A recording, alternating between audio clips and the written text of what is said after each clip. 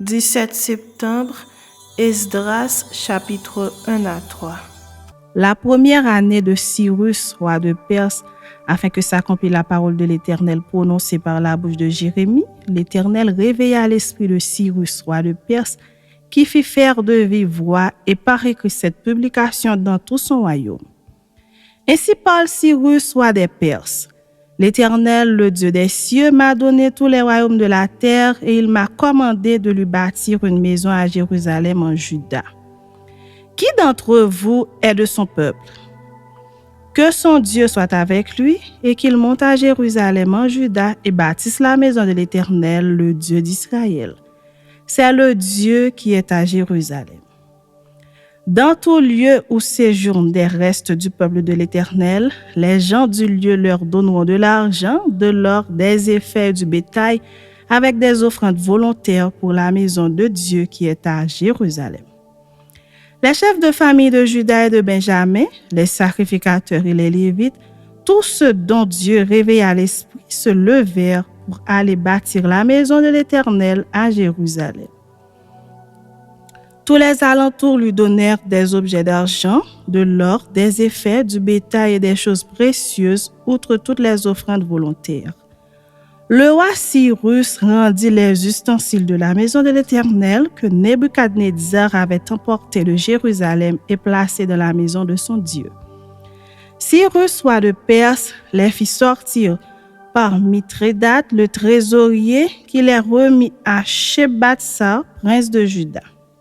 En voici le nombre: 30 bassins d'or, 1000 bassins d'argent, 29 couteaux, 30 coupes d'or, 410 coupes d'argent de second ordre, 1000 autres ustensiles. Tous les objets d'or et d'argent étaient au nombre de 5400. Sheshbatsar remporta le tout de Babylone à Jérusalem au retour de la captivité. Chapitre 2. Voici ceux de la province qui revinrent de l'exil, ceux que Nebuchadnezzar, roi de Babylone, avait emmenés captifs à Babylone et qui retournèrent à Jérusalem et en Juda, chacun dans sa ville. Ils partirent avec Zorobabel, Josué, Néhémie, Seraja, Réélaja, Mardoché, Bilchan, Mispar, Bigvaï, Rehum, Baana, nombre des hommes du peuple d'Israël. Les fils de Paréosh, 2172. Les fils de Shephatia, 372. Les fils d'Arak, 775. Les fils de Pachat-Moab, des fils de Josué et de Joab, 2812. Les fils d'Élam, 1254. Les fils de Zatu, 945. Les fils de Zakaï, 760. Les fils de Bani, 642. Les fils de Bébaï, 623. Les fils d'Azgad, 1222. Les fils d'Adonikam, 666. Les fils de Bigvaï, 2056. Les fils d'Adin, 454. Les fils d'Ater de la famille d'Ézéchias, 98. Les fils de Betsaï, 323. Les fils de Jorah, 112. Les fils de Hachum, 223. Les fils de Gibar, 95. Les fils de Bethléem, 123. Les gens de Netopha, 56. Les gens d'Anatot, 128. Les fils d'Azmavet, 42. Les fils de Kirjat Harim, de Képhira et de Béroth, 743. Les fils de Rama et de Geba, 621. Les gens de Mikmas, 122. Les gens de Bethel et d'Aï, 223. Les fils de Nebo, 52. Les fils de Magbish, 156. Les fils de Lotrelam, 1254. Les fils de Harim, 320. Les fils de Lod, de Hadid et d'Ono, 725. Les fils de Jéricho, 345.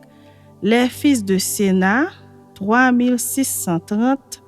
Sacrificateurs, les fils de Jedaéja, de la maison de Josué, 973, les fils d'Imer, 1052, les fils de Pashur, 1247, les fils de Harim, 1017, Lévites, les fils de Josué et de Kadmiel, des fils de Odavia, 74, chantres, les fils d'Azaph, 128, fils des portiers, les fils de Shallum, les fils d'Ater, les fils de Talmon, les fils d'Akub, les fils de Hatita, les fils de Shobaï, en tout 139.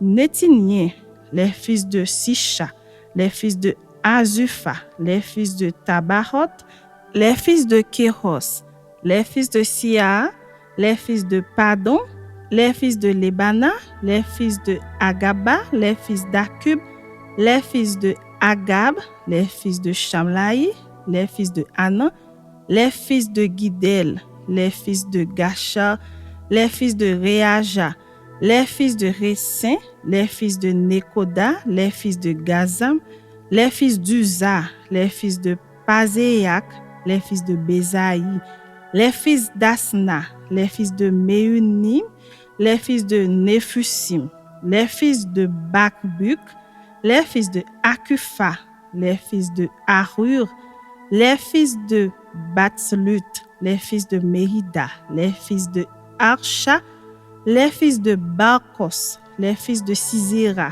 les fils de Tamak, les fils de Netsiak, les fils de Atifa, fils des serviteurs de Salomon, les fils de Sotaï, les fils de Sopheret, les fils de Peruda, les fils de Jala, les fils de Darkon, les fils de Gidel, les fils de Shephatia, les fils de Attil, les fils de Pokeret Atsebahim, les fils d'Ami.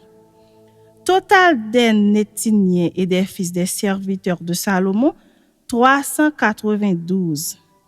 Voici ceux qui partirent de Tel Mélak, de Tel Archa, de Kérub Adam, et qui ne purent pas faire connaître leur maison paternelle et leur race pour prouver qu'ils étaient d'Israël. Les fils de Delaja, les fils de Tobija, les fils de Nekoda, 652. Et parmi les fils des sacrificateurs, les fils de Abaja, les fils d'Akot, les fils de Barzilai, qui avaient pris pour femme une des filles de Barzilai, le Galadite, et fut appelé de leur nom. Ils cherchèrent leur titre généalogique, mais ils ne les trouvèrent point. On les exclut du sacerdoce et le gouverneur leur dit de ne pas manger des choses très saintes jusqu'à ce qu'un sacrificateur ait consulté l'Urim et le Tumim.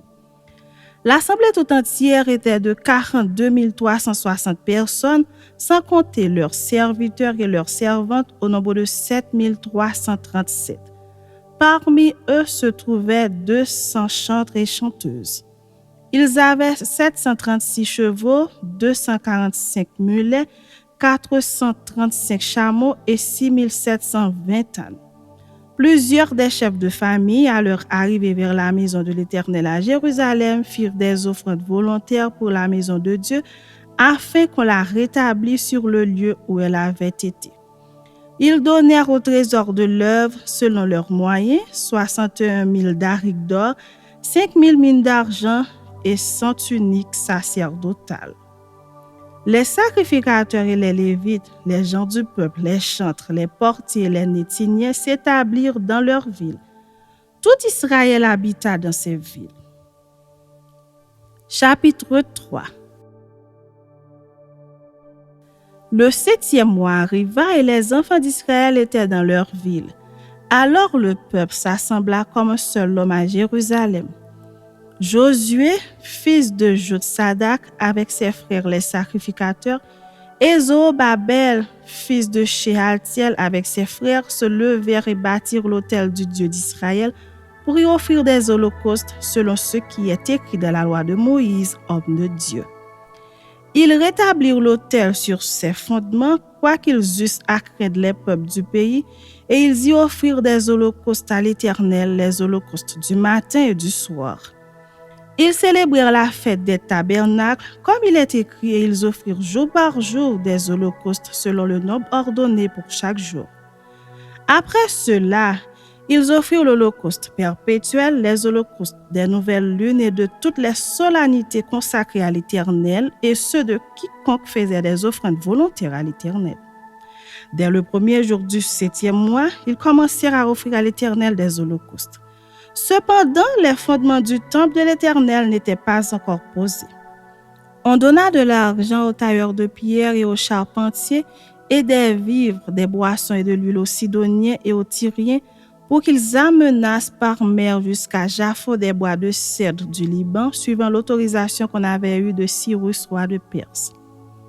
La seconde année depuis leur arrivée à la maison de Dieu à Jérusalem, au second mois, Zorobabel, fils de Shealtiel, Josué, fils de Jotsadak, avec le reste de leurs frères, les sacrificateurs et les Lévites, et tous ceux qui étaient revenus de la captivité à Jérusalem se mirent à l'œuvre et chargèrent les Lévites de 20 ans et au-dessus de surveiller les travaux de la maison de l'Éternel. Et Josué, avec ses fils et ses frères, Kadmiel avec ses fils de Juda, les fils de Enadad avec leurs fils et leurs frères les Lévites, se préparèrent tous ensemble à surveiller ceux qui travaillaient à la maison de Dieu. Lorsque les ouvriers posèrent les fondements du temple de l'Éternel, on fit assister les sacrificateurs en costume avec les trompettes et les Lévites, fils d'Asaph, avec les cymbales, afin qu'ils célébrassent l'Éternel d'après les ordonnances de David, roi d'Israël. Ils chantaient, célébrant et louant l'Éternel par ses paroles. Car il est bon, car sa miséricorde pour Israël durera toujours. Et tout le peuple poussait de grands cris de joie en célébrant l'Éternel parce qu'on posait les fondements de la maison de l'Éternel. Mais plusieurs des sacrificateurs et des Lévites et des chefs de famille âgés qui avaient vu la première maison pleuraient à grand bruit pendant qu'on posait sous leurs yeux les fondements de cette maison.